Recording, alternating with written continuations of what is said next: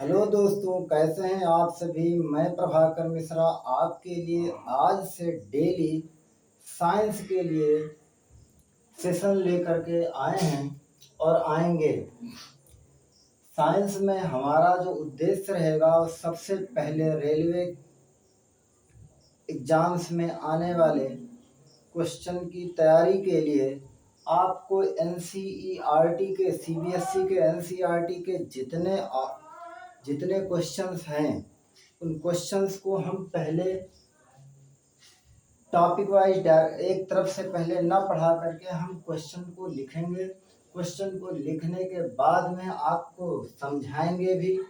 फिर उस टॉपिक से रिलेटेड जितने भी क्वेश्चन बन सकते हैं उन सभी को हम बताएंगे कि जिससे आपका टॉपिक क्वेश्चन भी कवर हो जाए और पूरे टॉपिक भी कवर हो जाए।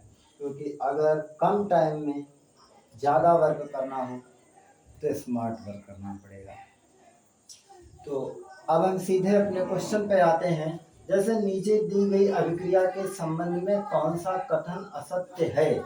और यहाँ लेड ऑक्साइड का जब कार्बन से रिएक्शन हो रही है तो लेड और प्लस कार्बन डाइऑक्साइड, ये लेड ऑक्साइड के ब्रैकेट में एस, एस का मतलब ये सॉलिड है, ये कार्बन भी सॉलिड है।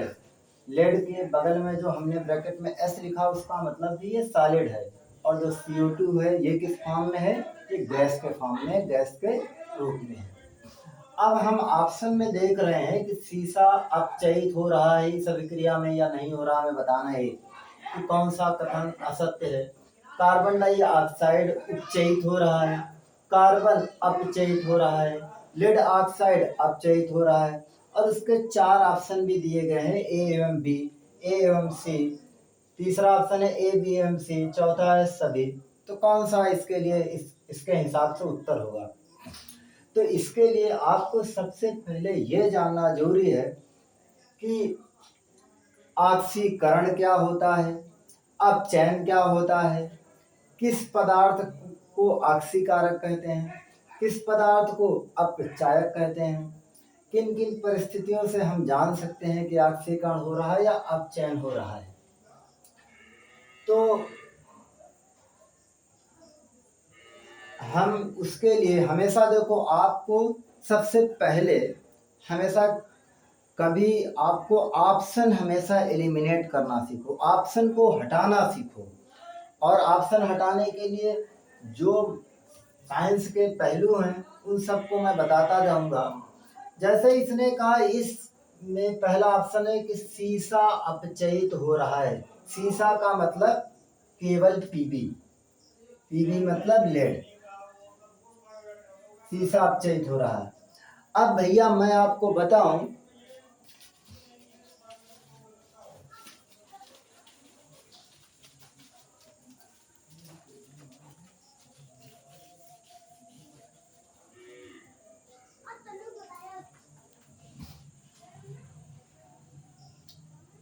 ये जो अभिक्रिया का निशान है, एरो का निशान, इसके पहले वाले को हम कहते हैं अभिकारक,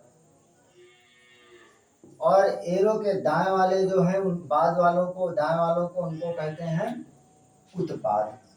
उत्पाद मतलब जो बाद में बनता है, अभिकारक मतलब अभिक्रिया करने से पहले है। तो जो अभिकारक होते हैं, अभिकारक में अगर कोई यौगिक है, यौगिक उसको कहते हैं कि 2 या 2 से अधिक तत्व जब किसी निश्चित अनुपात में मिले होते हैं तो उसको हम यौगिक कहते हैं। तो जो यौगिक हैं, अगर अकेला तत्व है तो उसका ऑक्सीकरण हो सकता है, उसका अपचयन हो सकता है। लेकिन अगर वो यौगिक है तो यौगिक के एक तत्व को हम केवल उसका ऑक्सीकरण या अपचयन नहीं कहते, पूरे के पूरे यौगिक को कहा जाता है कि उसका ऑक्सीकरण हो रहा है, कि उसका अपचयन हो रहा है। किसको कहा जाता है? पूरे यौगिक को कहा जाता है, न कि यौगिक से एक तत्व निकाल करके। क्लियर? तो ये क्या लिखा है कि सीसा अपचयित हो रहा, और यहाँ सीसा की बजाय है अभिकारक में लेड ऑक्साइड। तो ये लेड ऑक्साइड का नाम लेना चाहिए इसको, न कि शीशे का, लेड का।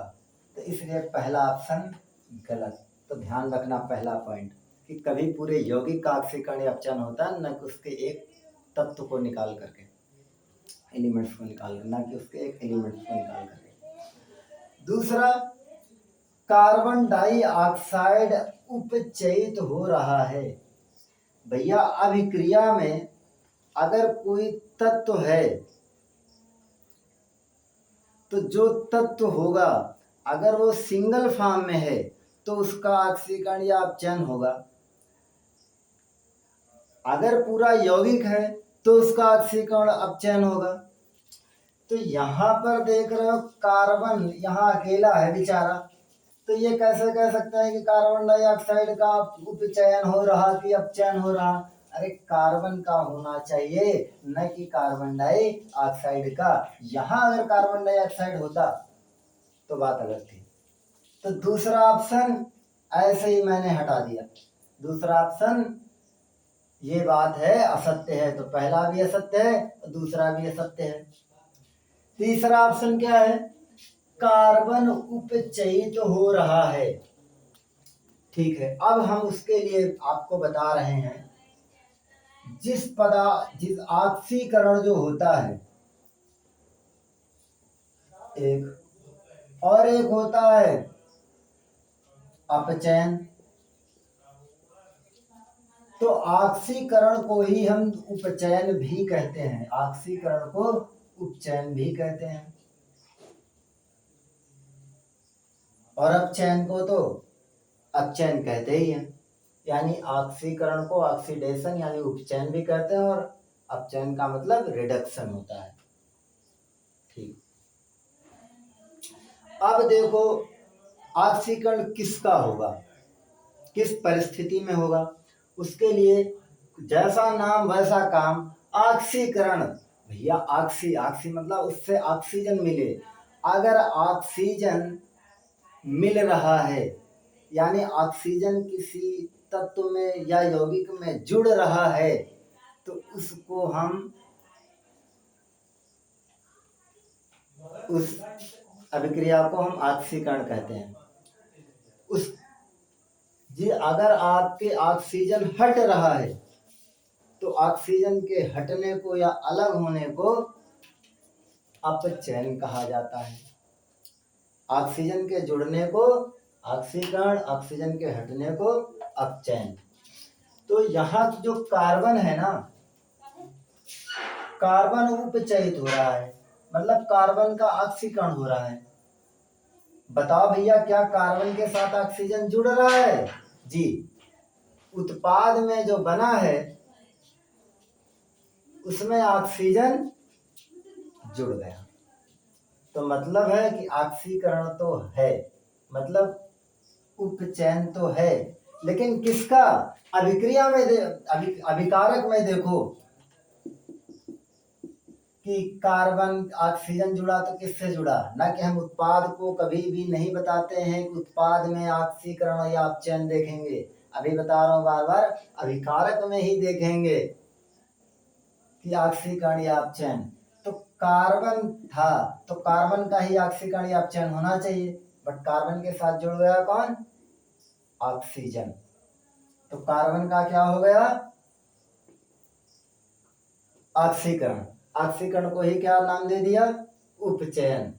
तो ये बात तो बिल्कुल कार्बन उपचयित हो रहा है, बिल्कुल सही है। और एक चीज मैं बताऊं, जिस पदार्थ का उपचयन होता है उस पदार्थ को ऑक्सीकारक कहा जाता है। जिस पदार्थ का उपचयन यानी ऑक्सीकरण होता है उस पदार्थ को अपचायक कहा जाता है। तो अगर ये कहता है कि कार्बन उपचयित हो रहा है, अगर कह देता कार्बन ऑक्सीकारक है तो भी बात बिल्कुल सही होती। अब यहाँ अगला पॉइंट कहा लेड ऑक्साइड अपचयित हो रहा है। पहले देखो लेड के साथ लेड ऑक्साइड है ना, कहीं ऐसा तो नहीं कर रहा कि लेड अपचयित हो रहा है या लेड उपचयित हो रहा है। लेड को नहीं कहना चाहिए, पूरा यौगिक है तो पूरे यौगिक को कहना चाहिए। तो जी लेड ऑक्साइड का तो इसने नाम लिया, ठीक है। लेकिन अपचयित हो रहा है। तो अपचयन का मतलब भैया ऑक्सीजन हटना इस पूरे यौगिक से। तो लेड ऑक्साइड से यहाँ जब लेड बना है तो ऑक्सीजन हटाया कि नहीं, ऑक्सीजन हटना या कम पड़ना, तो ऑक्सीजन हट गया कि नहीं, तो लेड ऑक्साइड अपचयित हो रहा है। बिल्कुल बात सही है कि नहीं, ऑक्सीजन हट रहा है यानी इस पूरे यौगिक का अपचयन हो रहा है, ये अपचयित हो रहा है। अगर यही कह दे, अभी फिर बता रहा हूं कि जिस पदार्थ का अपचयन होता है उसको ऑक्सीकारक कहा जाता है, उल्टा कहा जाता है। जिस पदार्थ का अपचयन होता है उसको ऑक्सीकारक कहा जाता है, और जिस पदार्थ का उपचयन होता है या ऑक्सीकरण होता है उसको अपचायक कहा जाता है। तो यहाँ अगर ये भी हमसे कह देता कि लेड ऑक्साइड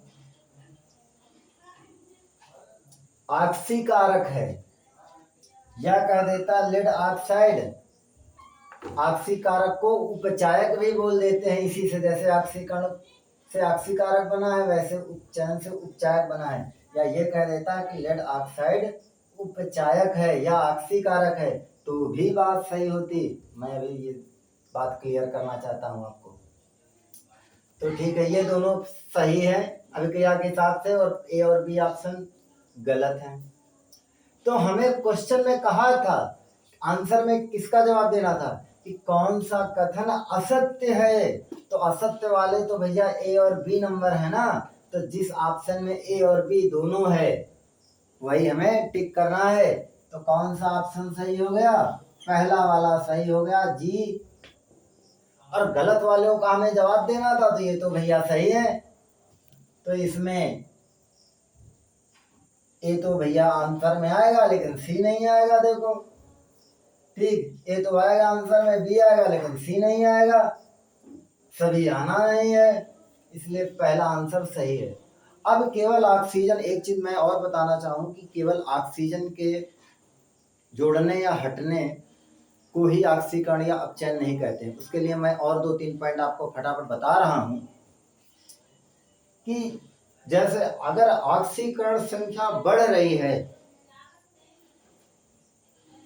तो भी ऑक्सीकरण कहा जाता है, अगर ऑक्सीकरण संख्या घट रही है तो भी अपचयन कहा जाता है। ऑक्सीकरण संख्या बढ़ेगी तो ऑक्सीकरण, ऑक्सीकरण संख्या घटेगी तो अपचयन। क्लियर, ऑक्सीकरण का मतलब ऑक्सीकरण संख्या बढ़नी चाहिए। ये तो पहला। दूसरा पॉइंट हमने बता दिया ऑक्सीजन, पहला तो ऑक्सीजन के जोड़ से देखेंगे, जोड़ने या हटने से। दूसरा ऑक्सीकरण संख्या बढ़ रही या घट रही उससे भी हम देख सकते हैं। तीसरे तरीके से भी हम देख सकते हैं, वो तरीका क्या होता है,